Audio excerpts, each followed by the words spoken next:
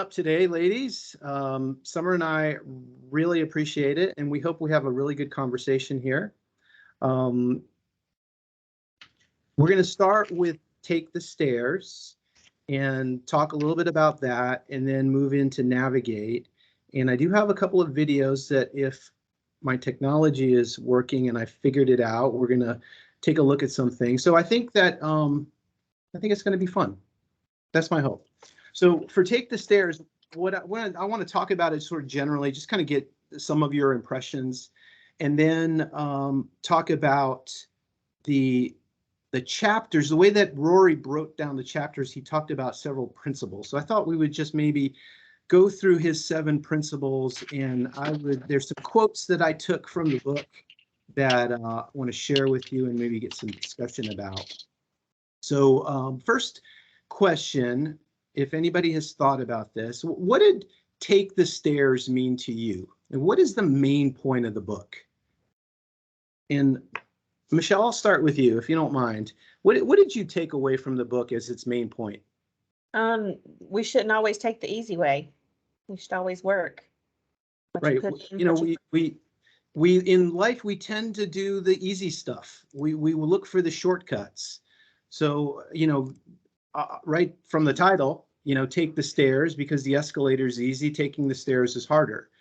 So that is really it in a nutshell. Is the mindset that we need to have as salespeople is we don't take shortcuts, right? It's all about hard work and discipline and sacrifice and doing things every day the same way, or doing the hard things every day. And it's just really that book. What I love about it is the mindset, is that it sets our mindset as salespeople. We want everything now, and we want it without earning it. Did anybody see Inventing Anna on Netflix? No? I did. Katie did. So Katie can tell you, Inventing Anna was about a young woman who pretended to be a rich German heiress.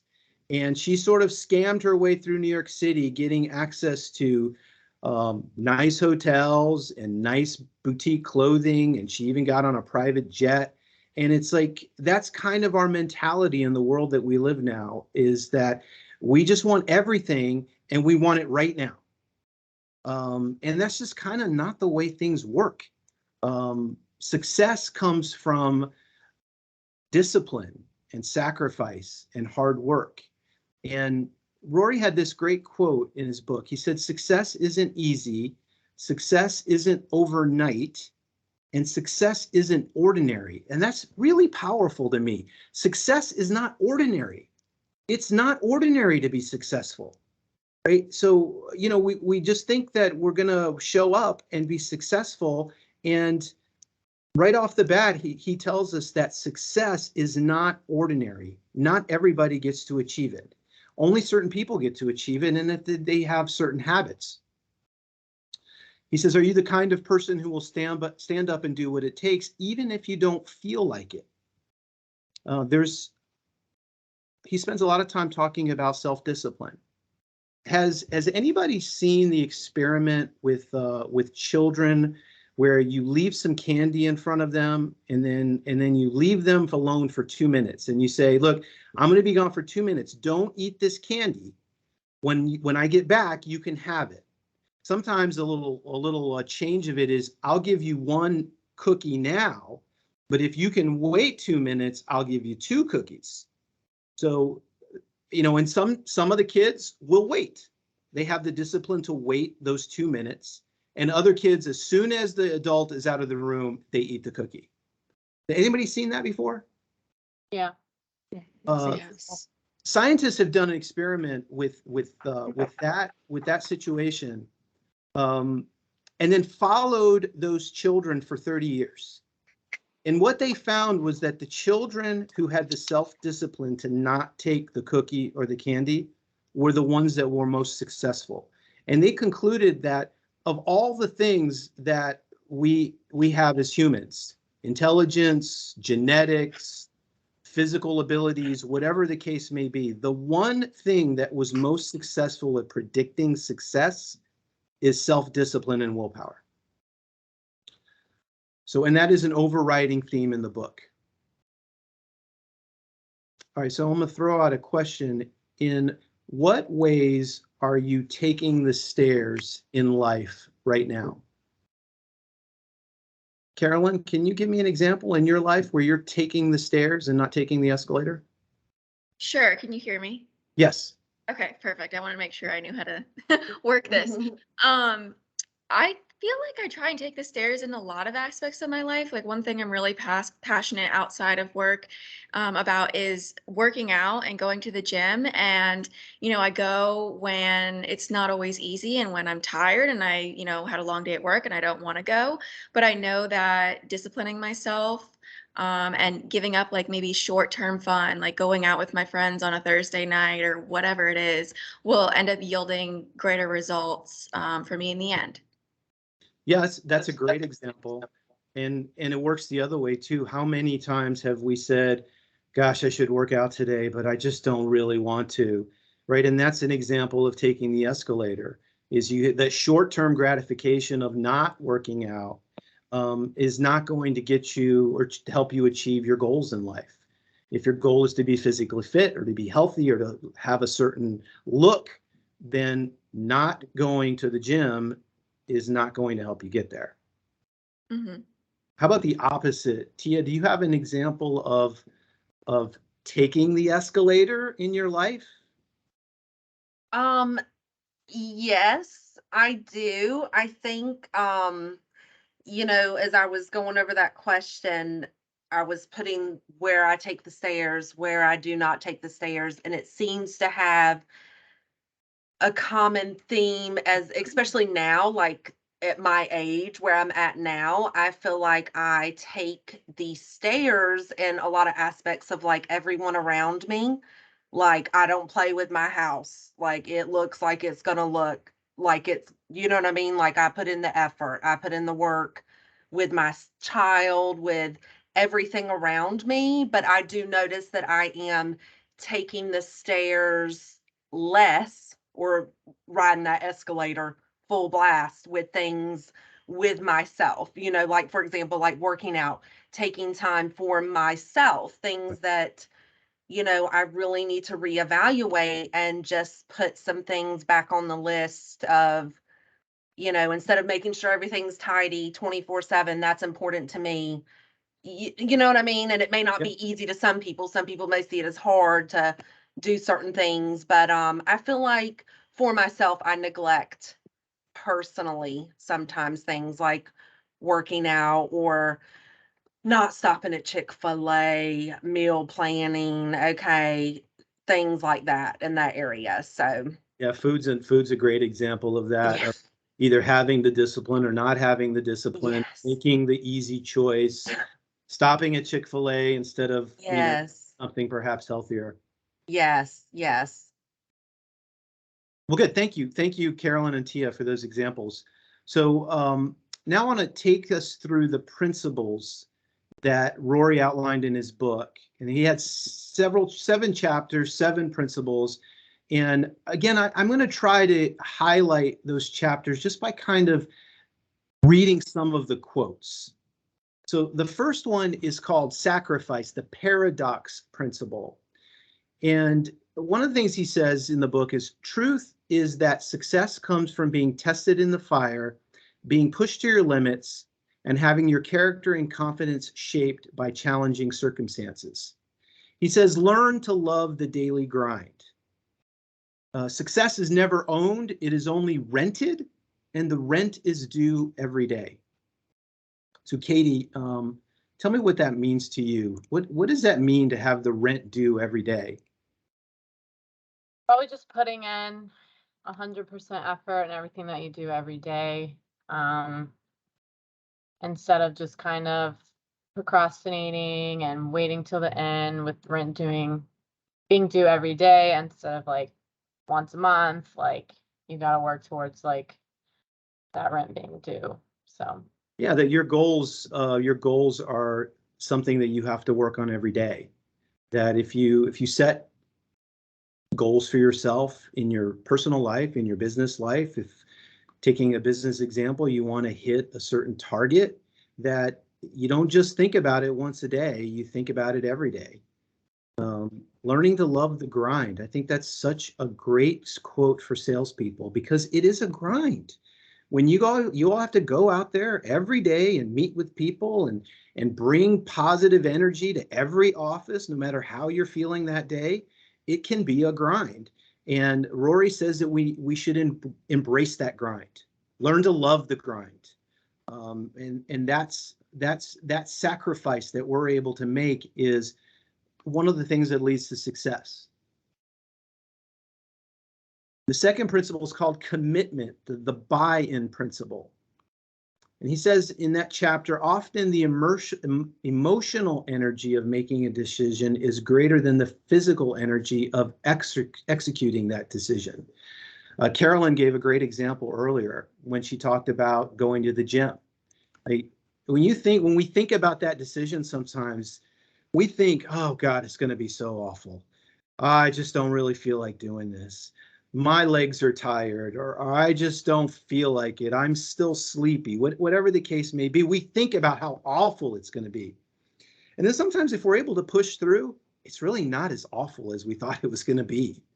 And the same thing with a day of sales calls. I don't know if any of you have experienced this. I've experienced this where you wake up and you're just like, the last thing in the world I want to do right now is go and talk with 20 different people. And if you push through it, by the second or third call that day, you realize it's not that big of a deal. You might even start having fun.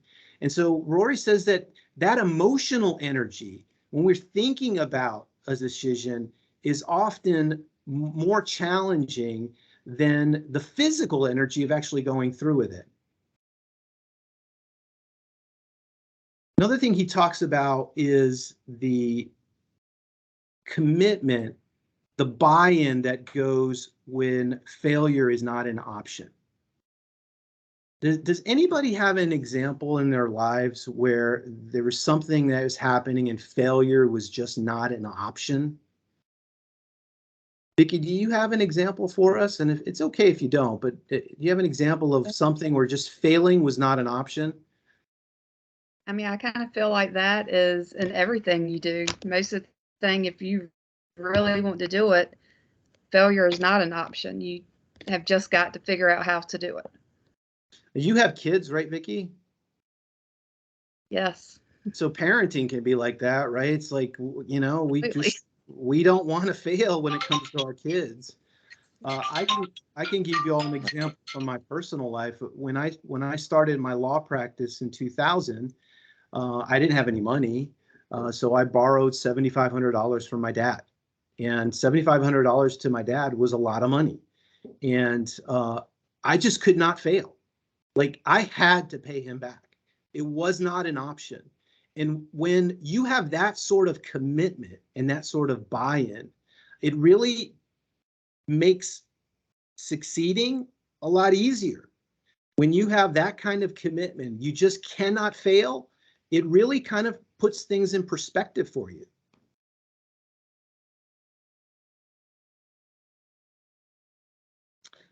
The next chapter was focus, the magnification principle.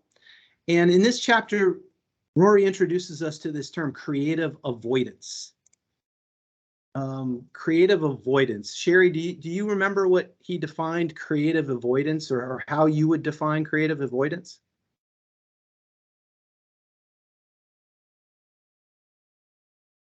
Sherry, you're muted if you want to talk.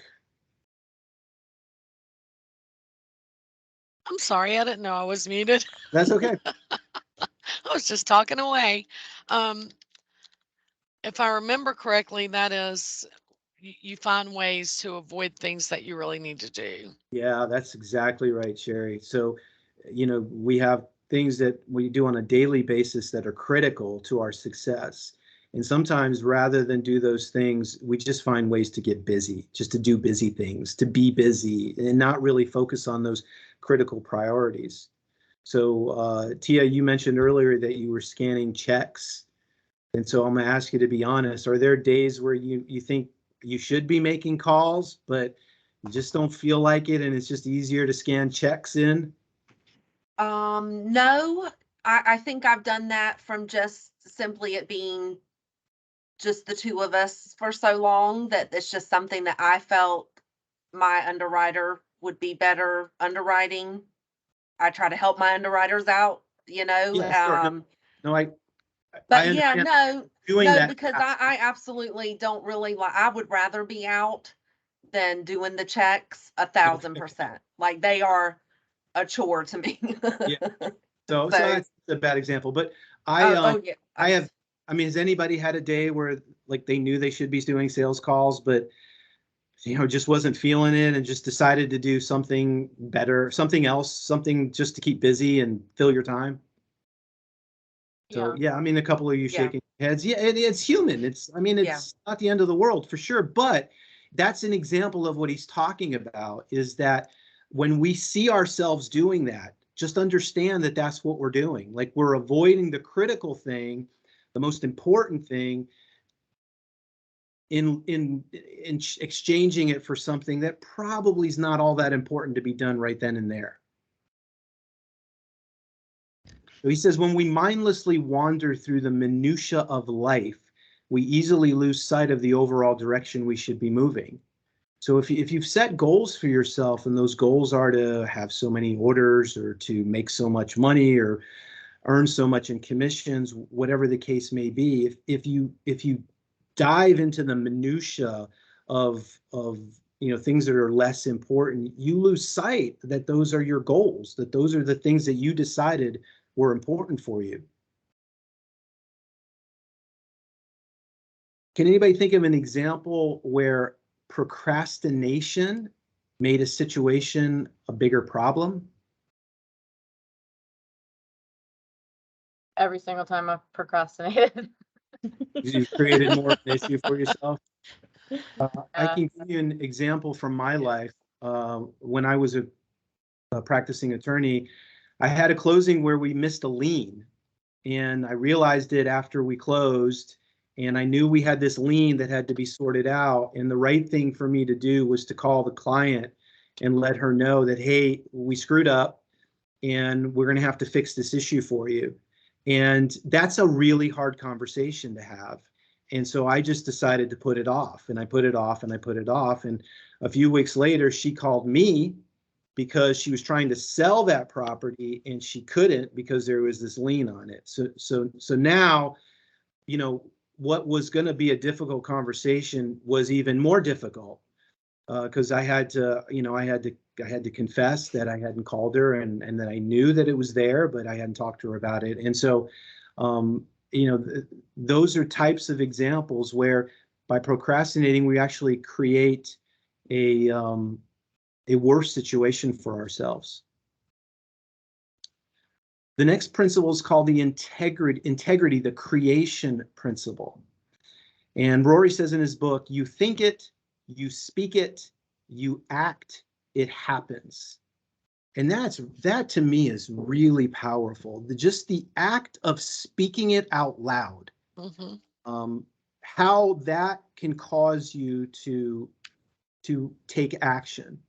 An example from my life, I had a coach who taught me some of the same things that we're going over with today. He was with a company called Southwest Consulting, which is the company that Rory Vaden founded, or was involved in a consulting, a coaching company. He talks about in his book several companies that he was involved with and founded, and Southwest Consulting was one of them.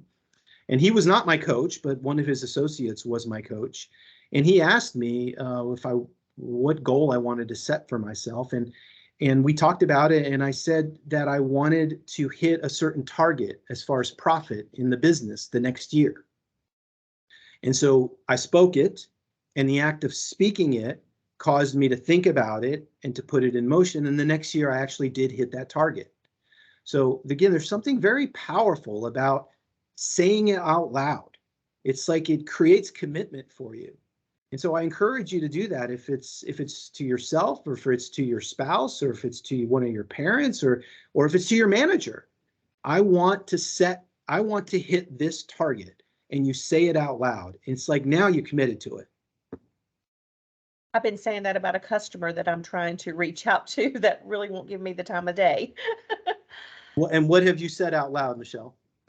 I'm going to get some business from them. I'm gonna get some orders from them. Great. Yes. Yes. Yes. I mean, I've spoke that to Teresa. I'm just like, I've got to figure out a way, but I'm going to get some business from him. And now you've got a bargain with yourself, right? Because Yeah. if you don't take the action to try to get that business, then you've let yourself down, right? Because Exactly. you've said to yourself, I'm going to do such and such. The next principle is called the harvest principle. The name of the chapter was schedule, the harvest principle. And he says something that I think many people might think is controversial because we talk so much about balance these days, right? And Rory says balance shouldn't mean equal time spent on equal activities. Balance should mean spending appropriate time on critical priorities, right? So it's not like I work 8 hours, so I don't work for 8 hours, or I guess in our case it's 16 hours, but that we assign the critical priorities more time. The less critical priorities get less time, and that's where our balance should be. Again, he's making us think about what's important to us and putting those into practice. How many of you create a schedule on a weekly or monthly or daily basis? I have to. I do. I do. I am schedule Sherry driven. said yes. Michelle said yes. Vicky said yes. And I said yes. And Tia. Sherry. Yeah, I heard. Yeah, Sherry said yes. I heard that, Sherry. So and give us an example, Michelle, what your schedule looks like. When you create a schedule, what does it look like? I usually create my schedule on a month schedule, Mhm. and I sit down at the end of the end of this month. I would sit down and I would put in my calendar the areas that I will be visiting. And I allow some other days in there where I do other stuff, but for the most part, I map out where I'm going to be and which counties or whatever. Mhm. I just do that. So, and then that way I can schedule lunches with Right. people. I know I'm going to be in that area. So that's the um, main thing that I do. If you have activities, let's say, I mean, you're working on an event in the fall, right? Yes. And do you put on your schedule, for example, call so-and-so at the venue, at a particular date or yes. time? Yeah, Yes. so even to that much detail, you do that. Yes, I do that. And Sherry, how about you? What would your schedule look like? Well, I get up really early in the morning so that I can get my personal things done before I start my work. Mhm. So whether it be if I'm going to the gym that day, or am I going to work in the garden that day, or whatever I need to do before I start work. But I try to look at my schedule on a weekly basis because, I only market one day a week. So I work with people in the office doing underwriting. And so I look at the schedule weekly to see what they have on the calendar before I can schedule what day I will be out of the office. So that's kind of the priority I take. And then, so I look at that on Monday. And if I have a day later in the week that's open, then I know I can schedule appointments on that day and go out and market that day. Sherry, do you put gym or garden on your schedule? Do I do what? Do you put down on your schedule that you're going to go to the gym or you're going to work in the garden? No, those are just things I automatically do. Okay. Been doing it for years. And when you do go out in the field, do you put each account like in a certain time frame? Like, so for example, ABC law firm from 9 to 10, XYZ law firm from 10 to 11, like with that much detail? Believe it or not, what I do are zones because, I have a small area that I market to. Right. I'm not like the other marketers for Fidelity. So I do marketing in zones. So like maybe I'm going to see the people in the outer areas of Forsyth County. I will look at that if say I'm going to 4 places that are not downtown or not on Stratford Road. Um, then I will look to see what the best time of day I can do that in. And then sometimes I will call them and say, hey, do you want to grab lunch? But I try to do that on a Monday so that I'm prepared when the day comes that I'm going to be marketing. So zones, sounds like you use zones. And Michelle, you do something similar, right? Areas, zones. Yeah, I go by counties and I have like, counties. yeah. How about you, Vicky? What does your schedule look like? Similar? I do, yeah, similar. I usually do about 2 weeks out, so then that way I can schedule lunches for the following week. Right. But same thing, because my clients are so spread out. I could be in the car for 2 hours just to get to one Right. county to the other. I mean, Right. so I definitely have to plan out where I'm going to be, who I'm going to see, when we're doing lunches. And Carolyn, is this a practice that you've adopted yet, or you're not yet? Yes, I've started to try and plan out my schedule monthly. So I also try and do it by county and try and decide, what county I'm going to go to at the beginning of the month and then where I'm kind of going to be at the end of the month. And we also just started, Amy and I have been like planning lunches, so I'm starting to work on that as well. Okay. Well, this is what Rory says about scheduling. He says, creating an ideal schedule and keeping score is one early discussion we have with all of our coaching clients. It sometimes takes a lot of work to convince them to try, but it often completely transforms their life and is largely responsible for their measurable results in the end. It will be the same for you, so get to it. You can alleviate a lot of worry and stress by creating a well-designed schedule and commit to following it. So that to me is very powerful, and something that I took away from the coaching I received from Rory's group is that if you take the time on Monday or whatever the case may be to plan out your week, that means you don't have to think about it anymore the rest of the week. You don't wake up in the middle of the night going, oh, who am I going to call on tomorrow? You don't wake up in the morning just worried about how you're going to get your kids to school and also go to such and such county. It takes a lot of that worry and stress off of you because you've thought about it. You took the time to create the schedule. You considered all the factors, and now all you have to do is follow the schedule. One of the biggest ways to lose time is by not knowing where you're going next. I think that's a really great quote. The other thing he talks about in this chapter is focusing on effort and not focusing on outcome. So I'm going to throw a question out to the group. How many of you focus your attention to outcomes or results instead of your effort? So Carolyn, Carolyn, thank you for volunteering, Carolyn. So you're looking at your numbers, right? I had to think Katie, about it. you're looking at your numbers, right?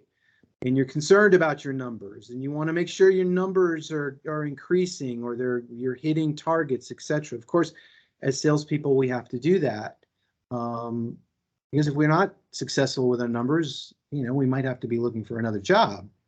But what Rory wants us to do, which I think is very powerful from a sales perspective, is to focus on your work habits. And that if you focus on your work habits and if you focus on doing the things that you need to do to be successful, the success is going to come, right? So if you prioritize and you make those things that are critically important, very important, and you schedule them out and you do everything that you can, that's all you can do. I sometimes would beat myself up about commercial calls, making calls in the commercial context. So on large deals, developers, commercial attorneys, I could beat myself up if I made a call and I didn't get anything out of it. And what Rory wants me to do is ask myself, did I do everything I could to get that in that call? Did I prepare for it? Did I do some research? Did I make the phone call? Did I schedule a lunch? Did I take the person to lunch? Did I do all the things that I need to do to be successful? And if the answer to that is yes, then that's a win. And we should count it as a win. The success will come as long as we keep doing those things that are going to lead to success, right? So we don't beat ourselves up for not hitting our targets. We don't beat ourselves up for not getting numbers. We beat ourselves up if we haven't done the things that we need to do in order to be successful. If we take a day off and we engage in creative avoidance instead of getting out in the field and making calls, then you can beat yourself up about that. But try not to beat yourself up about your numbers, because at the end of the day, there's only so much you can do to get an order, right? This is a quote. Agree. If you are in sales or business, you can't control who will buy from you. You can only influence it through good customer service, a high quality product, and the number of people you talk to.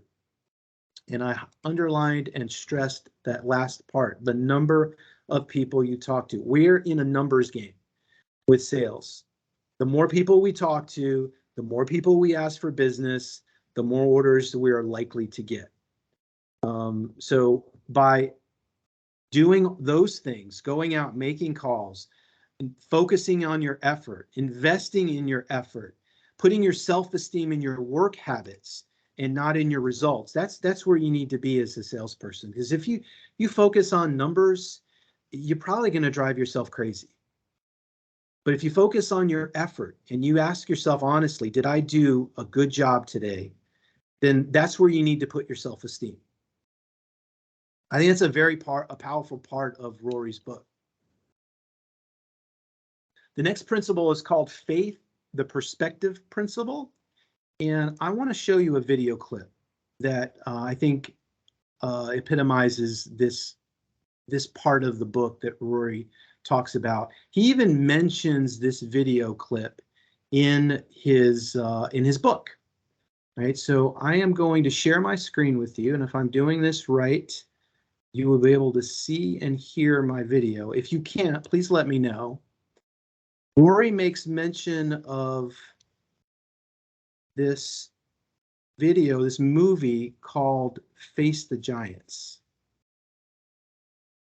Yeah, let me see if I can find this. Where is it?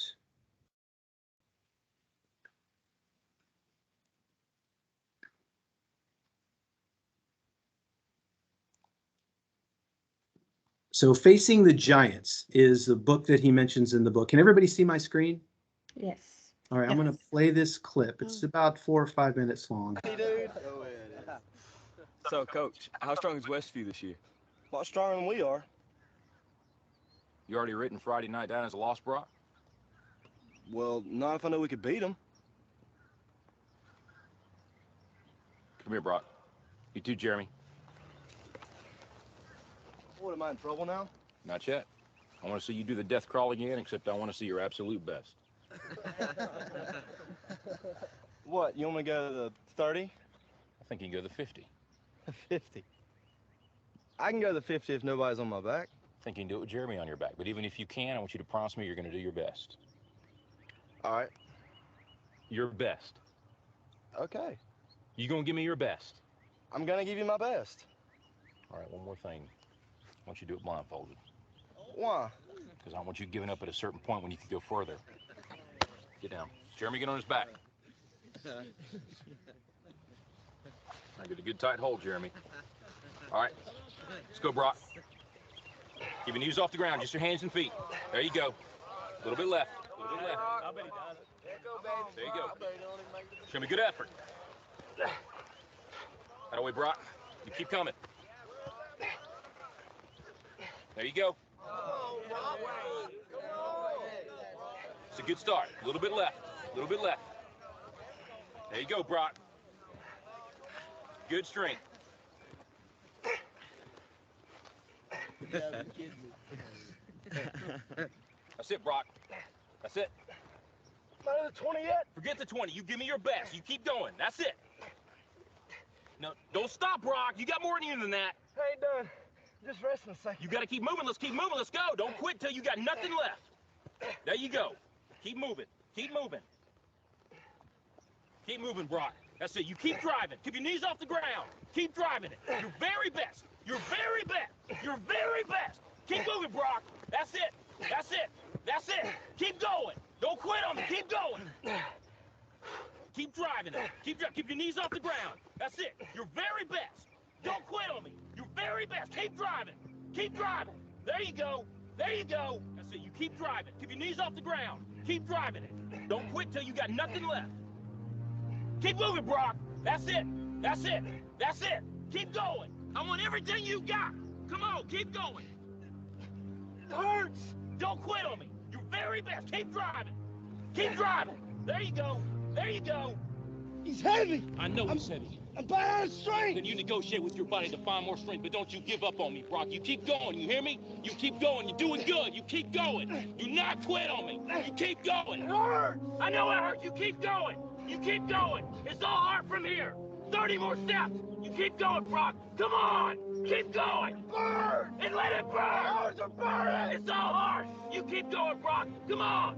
Come on. Keep going. You promised me your best. Your best. Don't stop. Keep going. Too hard. It's not too hard. You keep going. Come on, Brock. Give me more. Give me more. Keep going. 20 more steps. 20 more. Keep going, Brock. Give me your best. Don't quit. No. Keep going. Keep going. Keep going. Don't quit. Don't quit.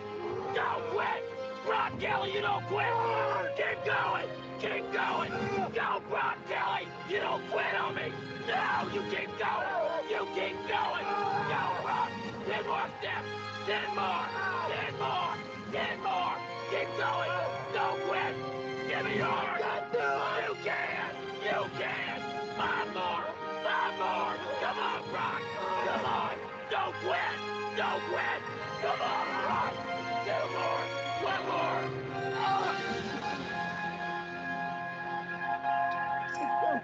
50. I've got to do 50. I don't have any more.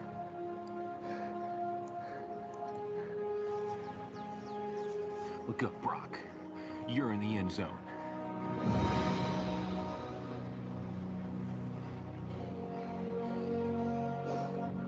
Brock, you are the most influential player on this team. If you walk around defeated, so will they. Don't tell me you can't give me more than what I've been seeing. You just carried a 140-pound man across this whole field on your arms.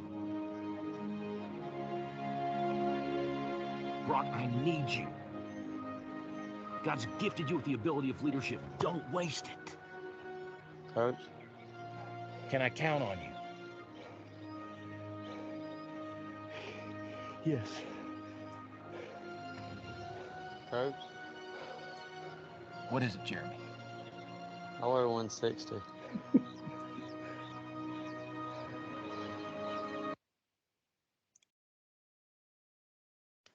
So that is the clip that Rory mentions in his book in this paragraph. And so, you know, it's an interesting clip. Brock set for himself a goal of the 20 or 30 yard line. Maybe he could get to the 50-yard line because he's just focusing on a number. He's focusing on a target, whereas the coach got him to just focus on his effort, right? So Carolyn, I can see Amy saying, I need 30 orders out of you, Carolyn. 30, you can do it. So no, the point is to focus on our effort and not focus so much on our targets, right? Because we may be able to achieve more. It's just really easy to quit when you hit your target. But if you just focus on your efforts, you can achieve more. That's the message. And then the last principle is called the action principle. It's called the pendulum principle. It's action. And Rory has a law. He says the law of action is that it does not matter what we say we believe. Our beliefs are revealed by how we act. So focus on action. Any resolution that is made today must again be made tomorrow and the next day and the next day. Right, it's easy to set a resolution. I want to lose 10 pounds. I say that on January 1st. If you're going to really lose 10 pounds, you have to say it again on the 2nd, 3rd, and the 4th, and so on. It's just really easy to say what your goals are, but you have to take action.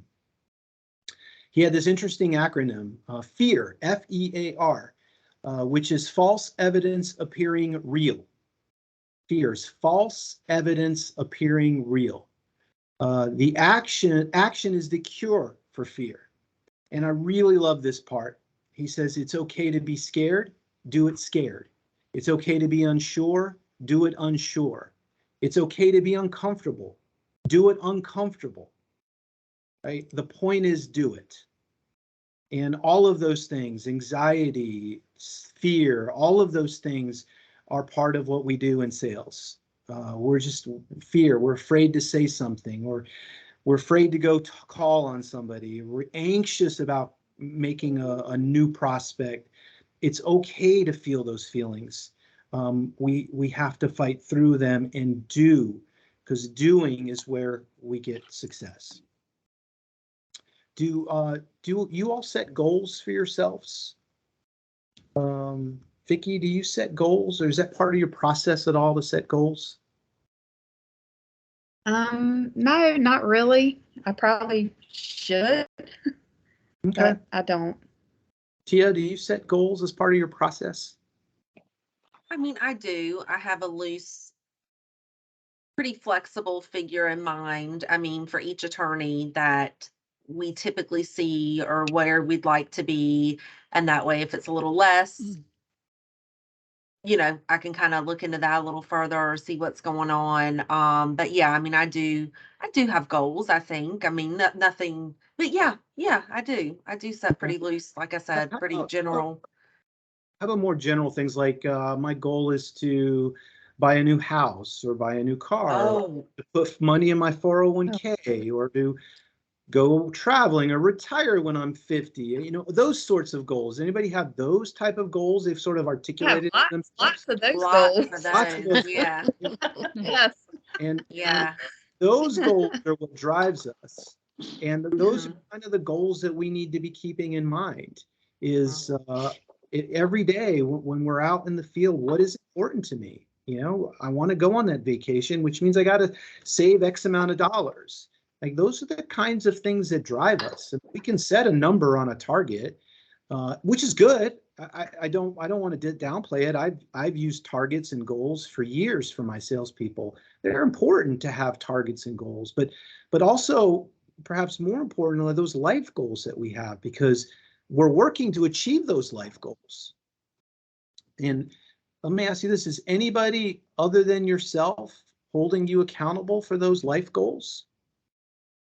Anybody whispering in your ear, hey, Vicki, you know, we want to make X amount of dollars this year, or Tia, we want to go on a vacation this year. Is it anybody other than you reminding you that?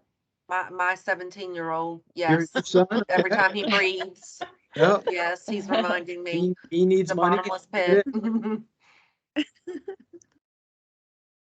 Well, you know, hopefully you have, if not now, you have managers who will help you with your goals. You know, I'll be talking to managers at some point, but setting targets for you and helping you remember. But at the end of the day, we're all accountable for ourselves to meeting those life goals. And I think it's just important for us to keep them fresh in our minds because that's what drives us. So I'm gonna conclude Take the Stairs by just kind of summing up that the Take the Stairs mentality is having self-discipline to take action regardless of your emotional state, financial state, physical state, etc. So it's self-discipline and taking action. Those are the two things that I think the book speaks to, right? It's taking the stairs, having the discipline to not take the shortcut, and doing what's hard and taking that action. Success is more a matter of choice than circumstance. The problem is not time management, it's self-management. And he asks at the end of the book, what things are you committed to changing moving forward? And so I'll ask perhaps one or two of you, having read this book now, is there anything you've identified that you want to change moving forward? Carolyn, how about you?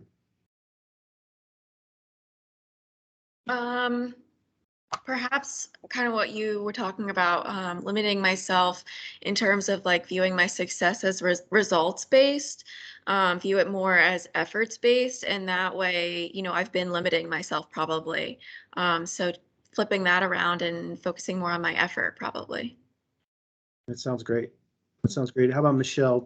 You anything that you can take away from the book that you can incorporate? Yeah, I actually had highlighted that quote. It's not about time management, it's about self-management. You know, I've really got to work on that. And, you know, I find myself, I don't know, I get distracted and start working on something else. And, you know, I end up working later than I needed to and stuff like that. So I'm going to really work on my self-management, sticking to my goal, you know, sticking to my schedule of what I'm supposed to be doing, not doing, you know, 10 other things. Okay, working on those. Awesome. That's fantastic. Well, I hope you all enjoyed that book. It's probably my favorite book from the standpoint of it helping establish the mindset, because what you all do is not easy. Right?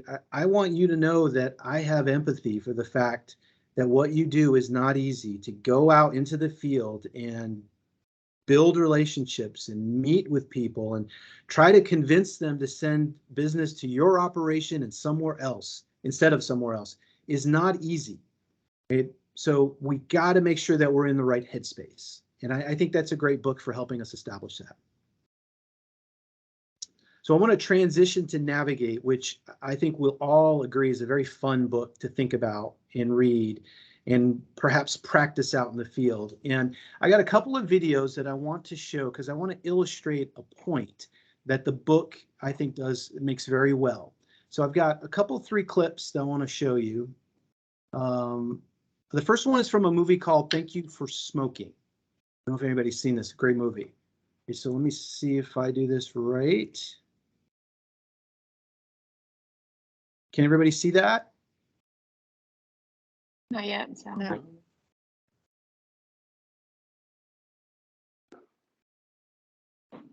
Can anybody see the video?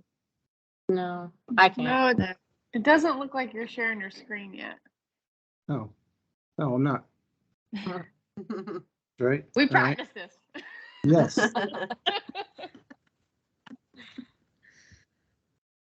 All right, here we go.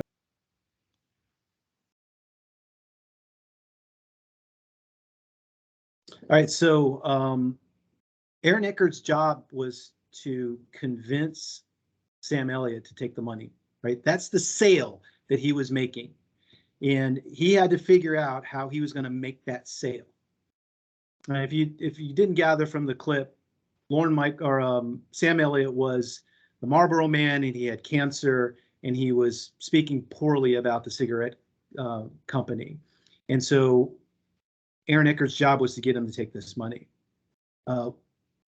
What tool did he use to basically convince him to take the money? Anybody want to venture a guess? Katie, you want to venture a guess as to what tool did he use to get him to take the money? We talked about this too. Mm-hmm. I would just say like using like an anecdote, like what's going to happen to him, and basically kind of tell him what he's going to do, which I guess Sam Elliott's kind of this man of principle. So, you know, he's got a decision to make. Sam Elliott is a man of principle, and that was the key to unlocking him, is he was honest with him. Yeah. Sam Elliott even said to him, he's like, are you supposed to be telling me this? And he's probably not.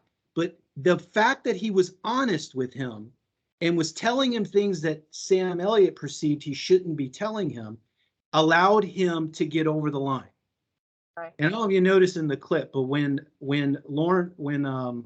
Sam Elliott said, I guess we all have to pay the mortgage, it stopped on Aaron Eckert's face, and this little smile came across his face, because in that moment he knew that he had him, and he knew what the pathway to getting him was, which was take that money, dump it out. He's got to pay the mortgage just like I do.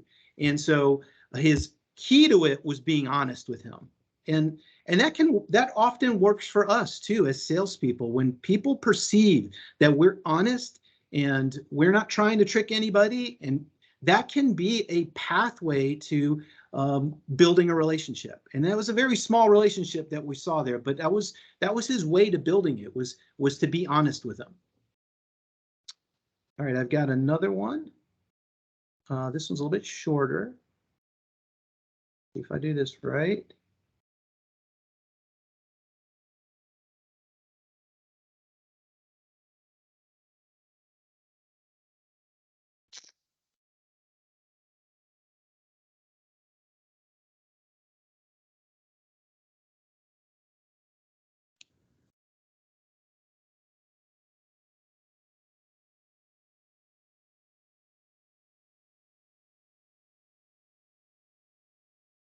Val, I can see it, but not hear it yet.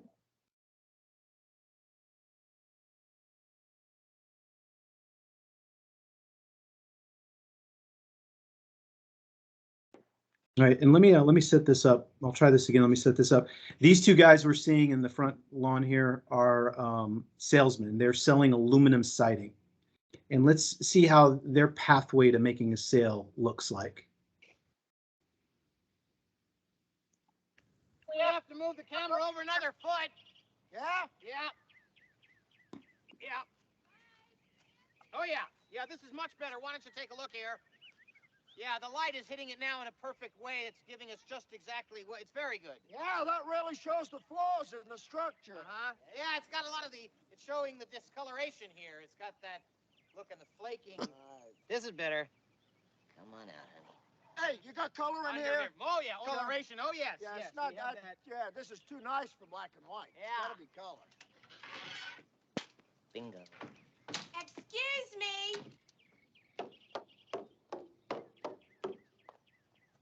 What are you doing? Well, I hope we're not disturbing you, ma'am. We're with Life Magazine. We'll be out of here in just I gotta a move the minute. camera over another foot there. What do you mean, Life Magazine? Just 2 minutes, ma'am, and then we'll be out of your way. We just need some pictures for Life Magazine, and then we won't be bothered. Life Magazine is here on my front lawn? Yeah, you see, we're doing a layout on the benefits of aluminum siding. You know, kind of a before and after presentation.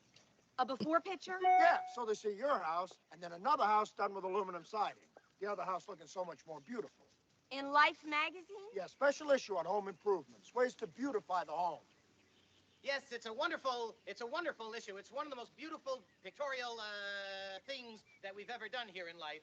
You know, ways to improve the home. This is gonna look very good, BB. Our house is going to be the before picture in Life Magazine? Are you crazy? We keep Life Magazine on our coffee table. Oh, can't my house be the after? No, that's so sweet. No, thank you. But we already have a house that that has aluminum siding that looks just like your house, except it's ever so much more beautiful. Yeah, it really shows the contrast of what a house can look like. Yeah. Well, how much does this cost? What? The aluminum siding? I don't know. Do you know anything about the costs? No, but I think it's fairly reasonable. Can't my house be the after picture in Life Magazine? You could get another house for the before. What do you mean? Oh, you mean you would like your house to be the after picture with aluminum siding, and then we would have to find another house to look like their house with for the before picture. Is that possible, Hans? Oh, I don't know if we can manage this. What do you say? I don't know. It's kind of pushing it, baby. It's pushing it.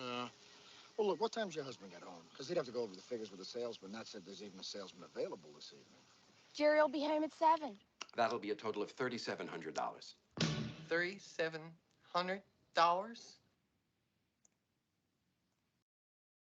All right, so that is from a movie called Tin Men, and they made the sale. What were they appealing to there? Their pathway to this sale was a trick, but what were they appealing to in the person that they targeted? In this case, the wife. What were they appealing to, Tia? What were they appealing to? Just her desire to keep up with the Joneses, have nice things, and Yeah, her vanity. be fancy. Right, to be fancy, have the pretty house. Mm-hmm. Okay, so that was their pathway to making this sale. Does that sale work on a man? You think? No. No. Right? It doesn't work on a man. So that was a targeted tactic or strategy. And I don't want you all to leave this meeting saying Sal said it's okay to trick our customers. That's not the point of that clip. The point of that clip was they figured out what the pathway to the sale was by appealing to a certain part of this particular person's nature or character or what have you. Now we're going to see that again in this next clip, which is maybe some might say the exact opposite. So let's see this next clip.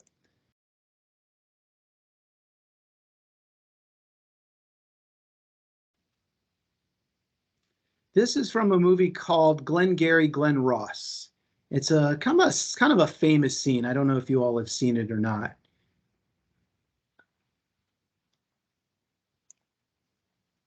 And Summer, tell me if you can't see or hear it. Attention for a moment.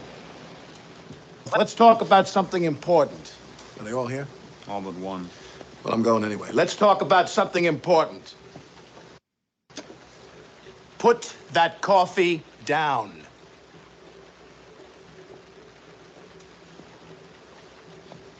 Coffee's for closers only. You think I'm with you? I am not with you. I'm here from downtown. I'm here from Mitch and Murray. And I'm here on a mission of mercy.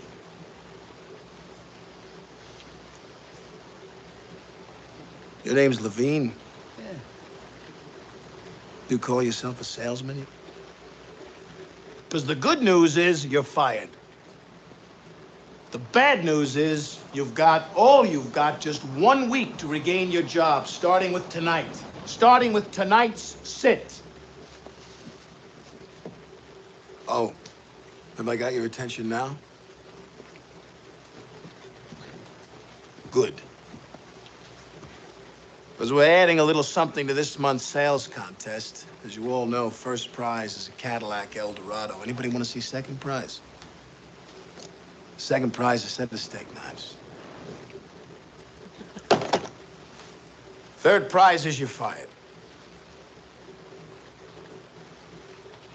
You get the picture? You laughing now? You got leads. Mitch and Murray paid good money. Get their names to sell them. You can't close the leads you're given. You can't close. You are. Hit the bricks, pal, and beat it, because you are going out. The leads are weak. The leads are weak. Leads are weak. You're weak. I've been in this business 15 years. What's your name? That's my name. You know why, mister? Because you drove a Hyundai to get here tonight. I drove an $80,000 BMW. That's my name.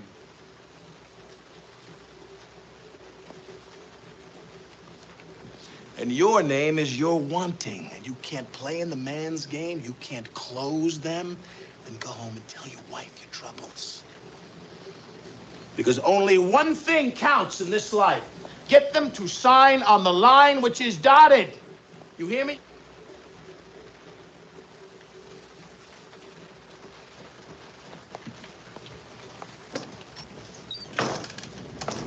A, B, C. A always B, B, C closing. Always be closing.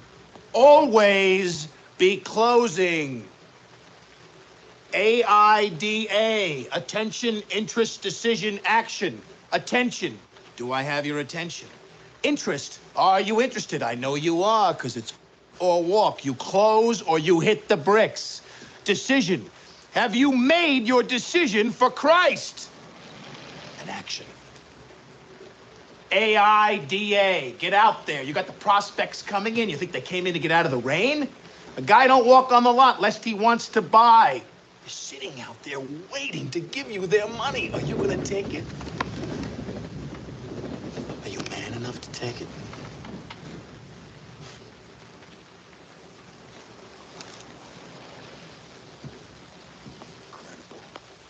What's the problem, pal? You, Moss. You're such a hero. You're so rich. How come you're coming down here wasting time with such a bunch of bums? I made $970,000 last year. How much you make? You see, pal, that's who I am, and you're nothing. Nice guy? I don't give it.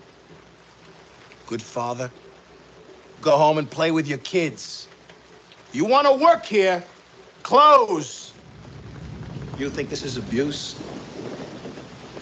You think this is abuse? You can't take this. How can you take the abuse you get on a sit? You don't like it? Leave. I can go out there tonight. The materials you got make myself $15,000. Tonight, in 2 hours, can you? Can you? Go and do likewise. AIDA. Get mad. Get mad. You know what it takes to sell real estate? It takes brass balls to sell real estate.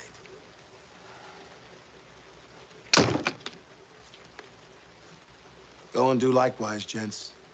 The money's out there. You pick it up, it's yours. You don't, I got no sympathy for you. You want to go out on those sits tonight and close, it's yours. Not, you're going to be shining my shoes.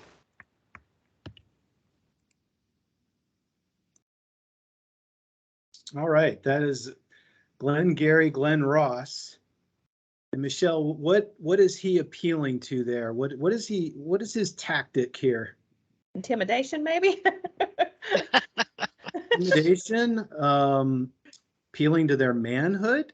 Yes. At one time, he even said, "Are you man enough? Are you man enough to close?" And he's also appealing to something else. And he made several mentions: his watch, his car. What's he appealing to there? Wealth. Making money. Yeah, making money. And so I ask you, in the last clip, we said we didn't think that tactic would work on a man. You think if this was a room full of women, how that speech would have gone over? Bad. Not well, right? It would I not. use It would have steak gone. knives. So I show you those 3 clips because I want to visually to see what the author of Navigate talks about. It is not one size fits all. Okay? What we do on a daily basis is maybe different from person to person, to office to office. We have our skill as salespeople is trying to figure out who this person is and trying to figure out what words and what strategy and what tactics we can use to really connect with them, to give them, or, convince them to use us instead of somebody else.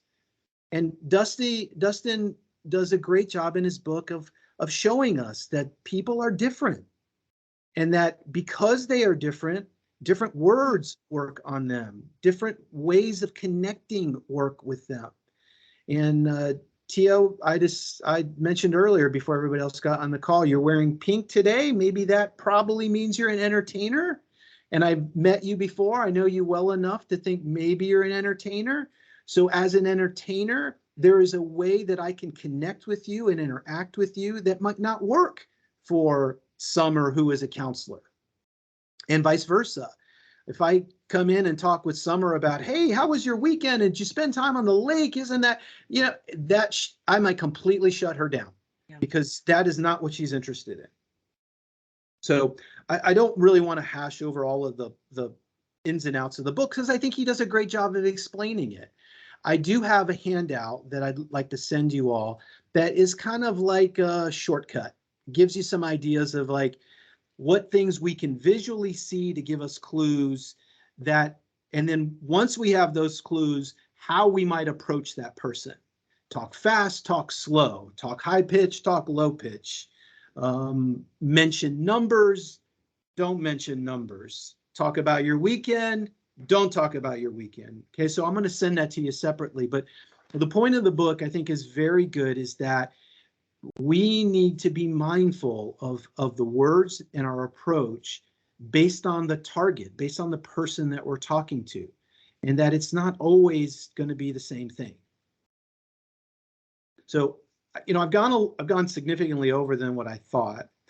I do have a game, a Jeopardy game, that I would love for you all to play with us. May take another 10 minutes, but I know that I'm also over. So if you want to end the call, if you want to leave now because you got to get going, I totally understand. If you want to stay and play the game, there will be a prize. And I think you will like the prize if you decide to play and you win.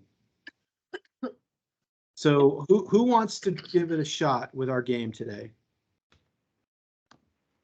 I'm in. Everybody's in. Sherry, do you want to be in? I'll try. I'm not sure how attentive I can be if it's like reading something or because I'm watching the box too, but I'll hear you. try. Okay. I'm game. All right, so let me share my screen. Can I share something real quick that happened to me this morning that's going to make y'all laugh? And it made me think about this book. You know, it talks about the first 7 seconds, you know, you make your first impression. So this morning, I went into an office and the doors were open and I had a box of donuts in my hand. And I was like, why are all the doors open? Anyway, I had these donuts in front of me and I literally fell over a fan that was propped up in front of the door. I was so embarrassed. Oh no. And I was like, and I immediately started thinking about this book, thinking, boy, I just made a good impression. Luckily, they all started laughing. I mean, they laughed with me, you know, and I was just like, I'm just so embarrassed. But I didn't drop the donuts, so that was That's important. Well, my favorite story to tell that involves navigate principles was talking to an attorney who asked me what our turn time was in getting back commitments. And my practice is never to tell people a number. What I would say is, we'll get it to you as fast as you need it, as long as you tell us. You tell us 5 minutes, we'll do it as fast as we can. You tell us it's a rush, you tell us you don't need it until after lunch, etc. So I was trying to formulate that response, and he literally said, nope, not fast enough. And I realized that he was a fighter, right? Because fighters want answers immediately. They want their questions answered quickly. They want them in very quick bites. And so that was the clue that I was dealing with a fighter, because I did not give him his response fast enough. So I would know next time that I had to approach him as a fighter. All right, so here's our game. It's just like Jeopardy. Let me put your names in here real quick. I do better at Wheel of Fortune. Oh, I know. We'll try that next time.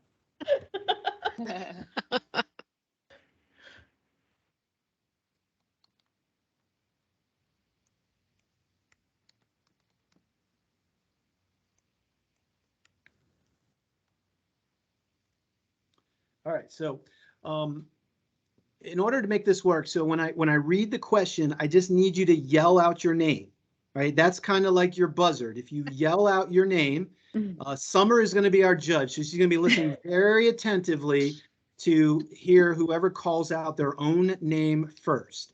You get points for a right answer. You get subtracted points if you get it wrong.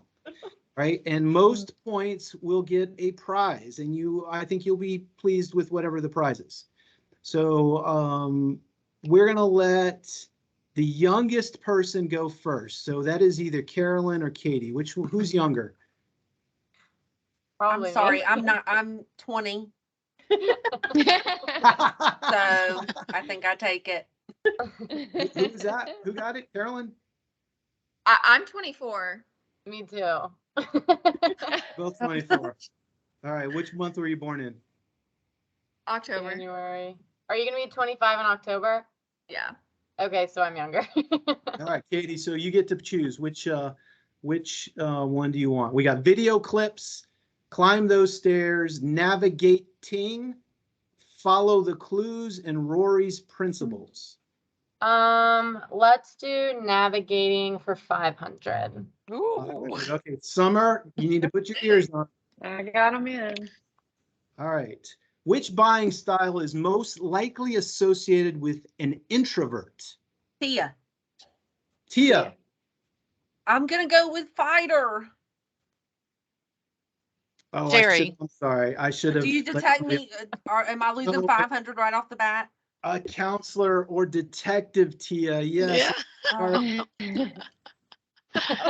Oh, it's not like Oh, you put Jeopardy in and that Vicky. number 2 can speak up. And I'm sorry, I should have let somebody else go, but I'm sorry. Okay, and if you can, please try to answer in the form of a question. Wait, you gave Vicky negative 500, so. Oh, sorry, sorry, Vicky. Negative. I haven't even answered. Vicky. I mean, give me time to get to that. Yeah.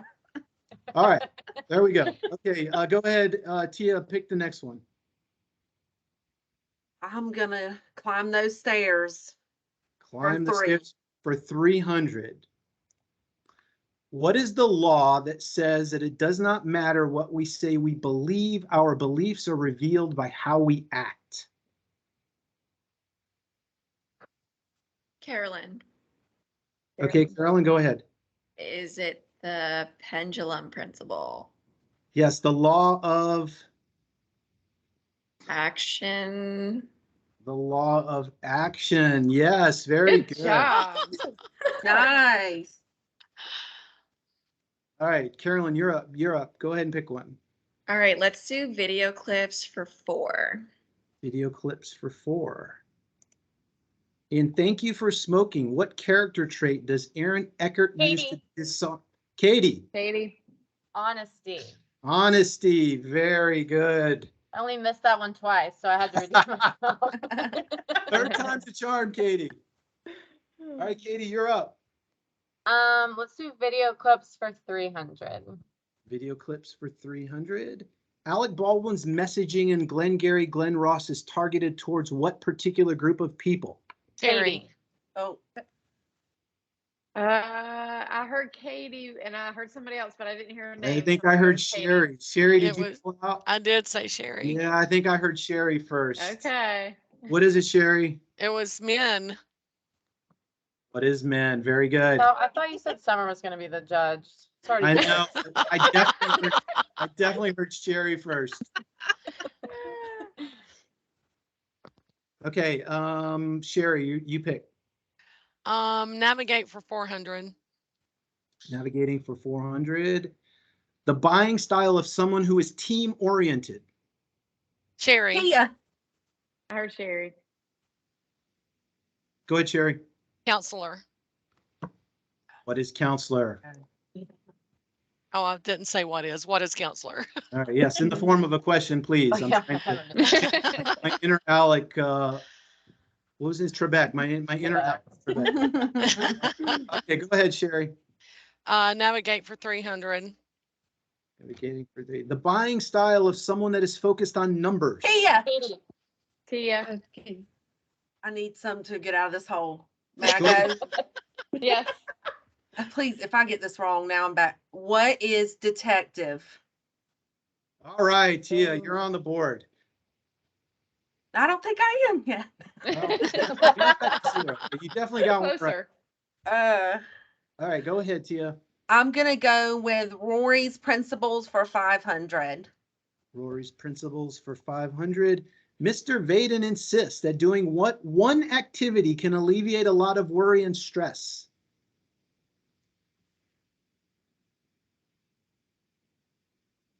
Tia? Tia.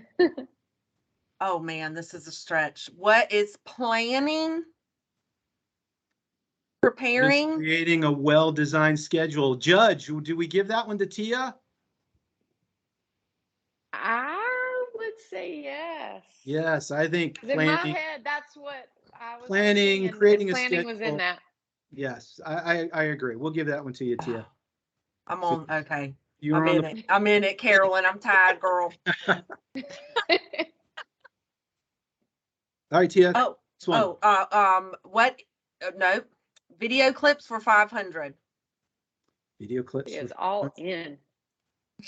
The Face the Giants clip is an example of which principle discussed in Take the Stairs.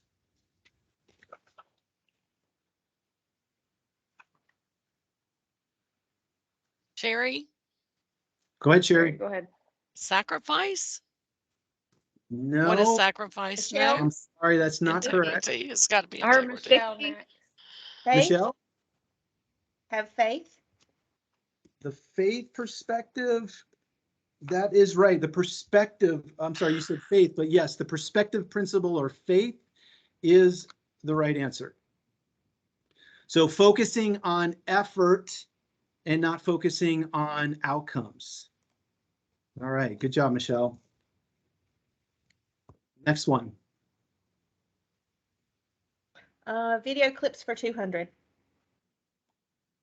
What character trait were the salesman and tin men appealing to by using the Life magazine strategy? Katie. Carolyn. I heard Katie. I heard Katie. Yeah. The woman's vanity.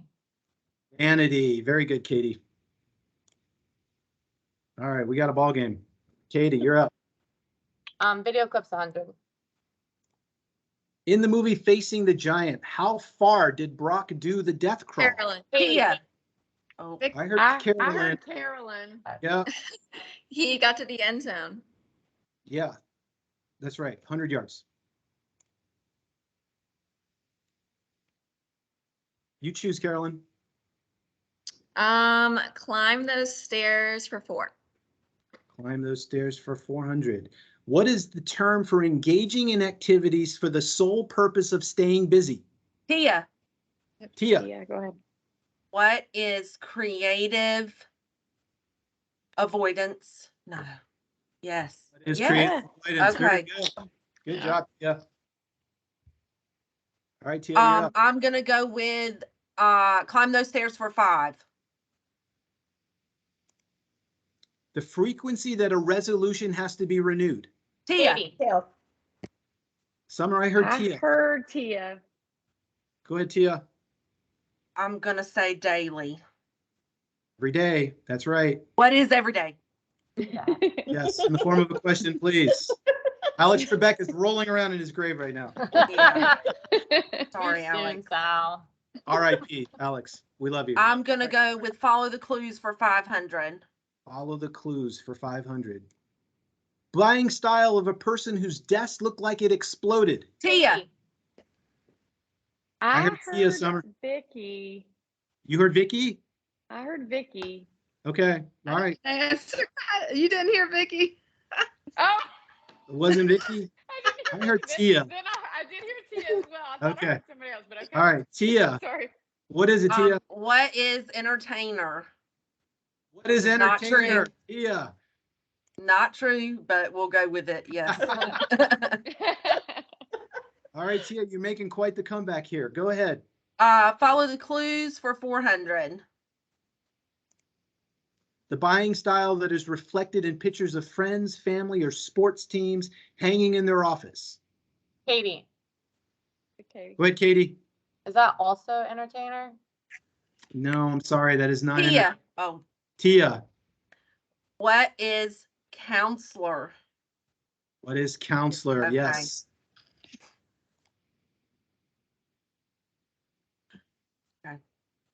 I'm gonna go with Rory's principles for 400. According to Rory Vaden, what is the cure for FEAR? Katie. Katie. I heard Katie. Action. Action is correct.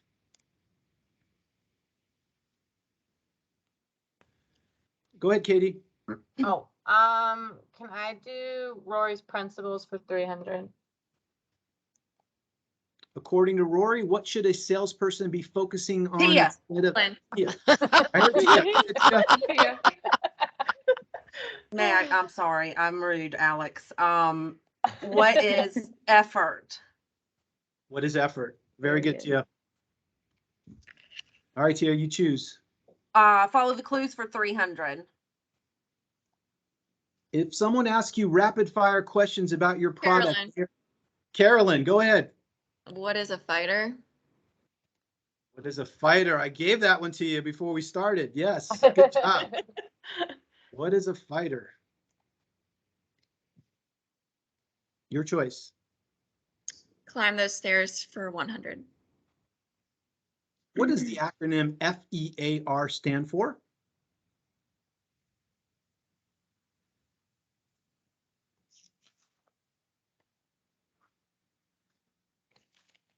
Anyone?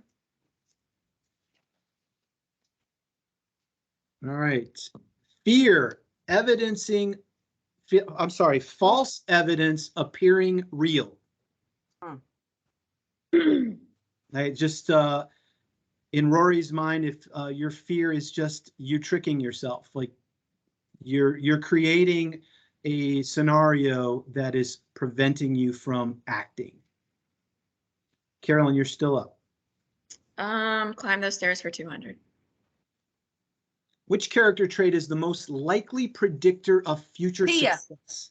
Yes, Tia. Self-discipline. What is self-discipline or willpower? Correct. Yep. Go ahead, Tia. I'm gonna go navigate for 200. The buying style most synonymous with an extrovert. Tia. Tia What is an entertainer? is an entertainer.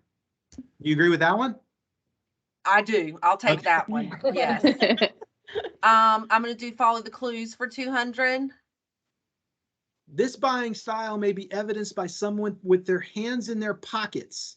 Carolyn, Yes, Carolyn. what is a detective? Nope, I'm sorry, that's not right. Sherry. I heard Sherry. I heard Sherry. Go ahead, Sherry. What is a counselor? What is a counselor? Yes, Sherry, good job. Oh, has me on mute. I am a counselor, by the way, and I do have my hands in my pockets, especially when meeting people. All right, Sherry, you're up. Navigate for 100. Navigating for 100. One of the 4 types of buying styles. Tia. Go ahead, Kate. Go ahead, Katie. Counselor. Counselor. Fighter, entertainer, detective, or counselor. Correct. Your choice, Katie. Rory's principles for 200. Finish this classic Rory Vaden quote. Success is never owned. It is rented and... Carolyn, Go ahead, Carolyn. is it borrowed? What is borrowed? No, I'm sorry. That is not correct. Vicky. Vicky. Vicky. Paid every day. Rent is due every day. Do every day. That's right. Good job, Vicky. I'm And you get to On the choose. board. Let's do follow the clues 100. You walk into an office and see a paralegal wearing a bright pink sweater. Sherry. Shell. Sherry, I heard Sherry. Entertainer. What is an entertainer? What is an entertainer? Correct. And the last clue. What a salesperson should learn to love, according to the author of Take the Stairs. Katie. Katie. Okay. The daily grind. Learn to love the grind. Yes. Yeah. Nice. All right. So, Tia, I will contact you. You have a very nice prize coming your way. Oh. But Awesome. I hope that game was fun It was fun. and helped kind of crystallize some of the things that we found in the 2 books. And Summer and I think we're probably going to ask you guys for some feedback over the next couple of days, see what you thought about this, us getting together as a group, because I know you all don't work together and you don't often see each other, but getting together in this sort of a format, reading a book, talking about it. And we're gonna be really curious to get some feedback from you all about how this went today. Any questions, or does anybody want to leave us with any parting comments? Sal, did you notice how everyone started with the highest amount of money? I did. I did notice that. Oh, I love it. I thought that was pretty funny. Yeah. You can tell we're all women, right? All right, anybody have anything else they want to talk about before we leave? Well, I was only budgeting an hour. It took us 2. So I really appreciate you sticking with us and being patient for the whole time. And we'll look forward to your feedback, and maybe we can do this again. Okay. Awesome. Thank you, guys. Thank you. All right. Thank Great you. to see Thanks. you. Have a good evening, everyone. Bye. Bye. All right.